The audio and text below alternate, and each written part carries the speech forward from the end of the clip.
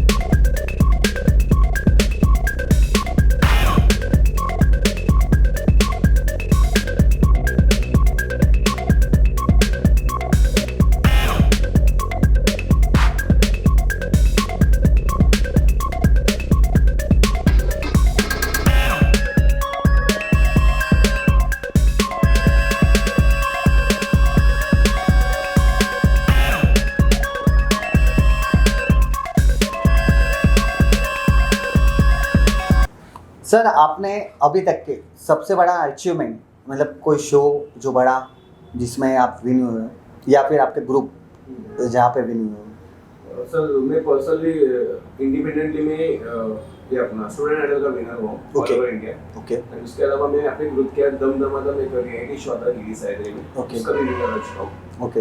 And उसके अलावा और 200 टू 250 कॉम्पिटिशंस हम जीत चुके हैं मिलके। ओके। सोलो एंड ग्रुप्स में लगा मेरे ग्रुप्स में लगा। उसके अलावा मेरे स्टूडेंट्स लोग के अचीवमेंट्स अलग है, तो वो मैं इसमें काउंट नहीं करूँगा। 250 plus competitions like all over in Mumbai हम जीत चुके हैं।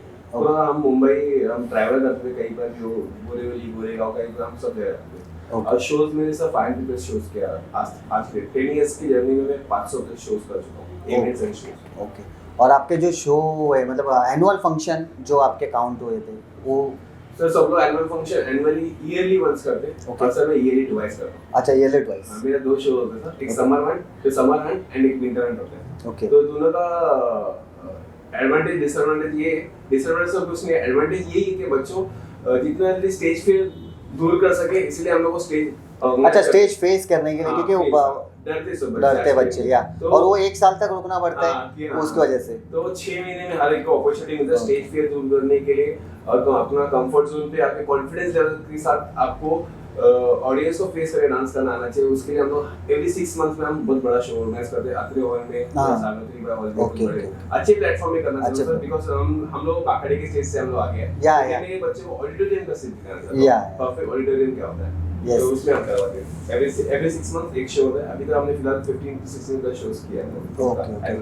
ओके। 2010 से आपने इतने सारे एनुअल हुए होंगे। 2010 के तो बाद कुछ हमने 2016 में चालू किया है ना, क्योंकि उतना तभी नहीं था। अच्छा 16 से हमने 16 से मतलब 4 साल में। और आपका एज है 26। हाँ 26 कंप्लीट। मतलब आपने स्टार्ट किया होगा कुछ 16-17 साल की उम्र में। आज जो कर रहे हो इतने साल में आपने इतना अचीवमेंट लिया है, ये बहुत बड़ी बात है, ये आपका अचीवमेंट है।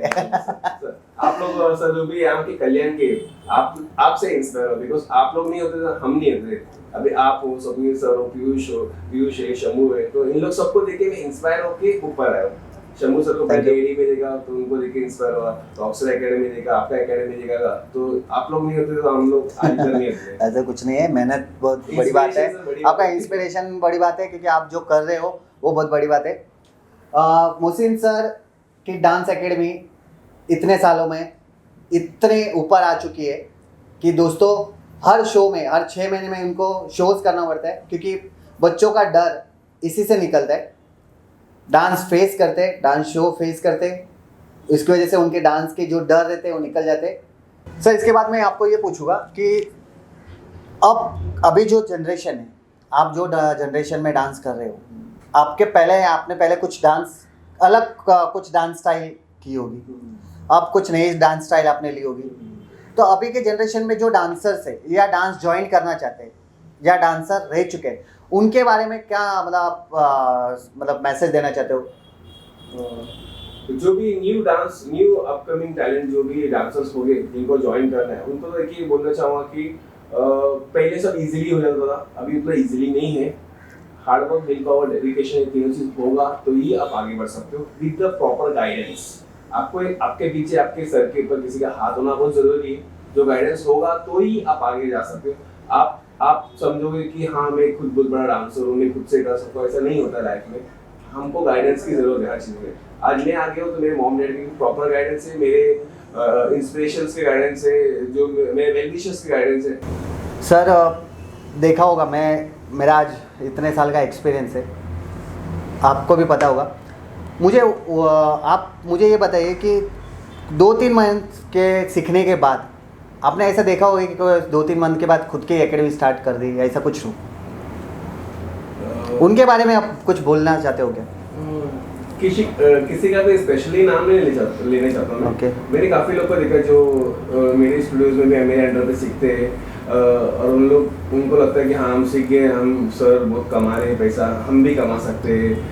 सर सबको अपना अपना राइट है करना, मगर सर ये चीज़ बिजनेस नहीं है सर। एजुकेशन अभी एक बिजनेस के इसमें गया, मगर मैं तो सर प्रॉपर जो एजुकेशन दे रहा हूँ बच्चों को, मैं सर बिजनेस सोच के नहीं कर रहा हूँ। मेरा ये पैशन है और मैं दिल से करता हूँ। और जब मैं दिमाग से करता था सर, मैं सब स्टूडियो अभी मेरा खुद का होता था। मेरा खुद का एक भी स्टूडियो नहीं, मैं सब रेंटेड हूँ। और मैं सर दिमाग से नहीं करता हूँ, मैं दिल से प्यार से अपना जो भी लेना है यहाँ से लेता हूँ। बिकॉज मैं गुरु हूँ, मैं अपने शिष्य को देना चाहता हूँ जो मेरे को दिल से देना है, और मैं वही एजुकेशन में प्रोवाइड कर रहा हूँ। तो इसको जो भी यंग जनरेशन अभी जो सोच रहे हैं कि हम क्लास में कमाएंगे, इसको बिजनेस सोच के मत कर। बिजनेस करना है और कुछ दुकान खोल लो, कुछ भी कर लो। आपके पास पैशन है, एक काम करो, आपके पैशन है तो पैशन को प्रॉपर वे में आप उसको यूटिलाइज करो, आप खुद आगे बढ़ो। या गाइडेंस से क्या कर सकते हैं आप, टीचिंग के नाम पे उनको कुछ भी सिखाकर आप ये नहीं बोल सकते हो कि हाँ कि ये यही डांस है, ये आपको सीखना है। बाद में वो बच्चे आगे नहीं जा सकते। अगर उनके पास टैलेंट भी होगा तो मैं काफ़ी लोगों को देखा वो पीछे रह जाते हैं, आगे नहीं बढ़ पाते, बिकॉज उनको प्रॉपर गाइडेंस नहीं मिलता, प्रॉपर उनके पास टीचर नहीं होते जो उनको प्रॉपर टीचर के आगे लेके जा सके। तो इस चीज़ को आप इनकम समझ के या बिजनेस समझ के आप कमाने की सोचो मत, इसको पैशन समझ के आप दिल से सिखाओगे ना, पैसा आपको ढूंढ के आएगा। पैसे के पीछे आप भागो मत। आजकल लोग ये पैसे के पीछे भागने के लिए बहुत सारे ब्रांचेस खोल देते हैं और उनके पास प्रॉपर ट्रेनर्स नहीं रहते, उन लोग खुद भी नहीं जाते, और फिर तो स्टाफ्स को रख देते, स्टाफ्स लोग सिखा नहीं पाते प्रॉपरली, उसकी वजह से खुद के ब्रांडिंग भी खराब, और बाद में पता चलता है वो कहाँ से सीख के आया, यहाँ से आया, ओके तो दूसरा मेरा भी नाम खराब। वैसा नहीं होना चाहिए। तो इसको बिजनेस मत करो, प्रॉपर दिल से पैशनेटली सीखो, आपसे जितना हो सके उतना ब्रांचेस हैंडल करो, और प्रॉपर ट्रेनिंग देना, main training is most important. Okay sir, मैंने सुना है कि आपका जो 9वां ब्रांच है वो कुछ अनाथ आश्रम या कुछ ऐसा है, उसके बारे में आप बता सकते हो?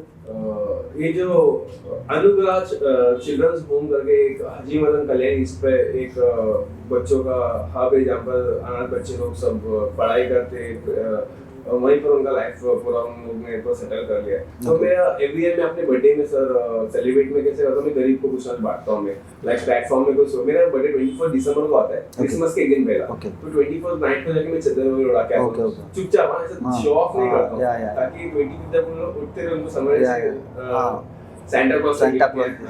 तो ऐसा में प्लेटफॉर्म है। इस साल मेरे को एक आश्रम किसी ने मुझे बताया गया था कि आश्रम है, वहाँ पर जाके आप कुछ फूड डोनेट कर सकते हो। तो मैं इस लास्ट ईयर में गया था, तो अभी मुझे एक साल कंप्लीट होने आया।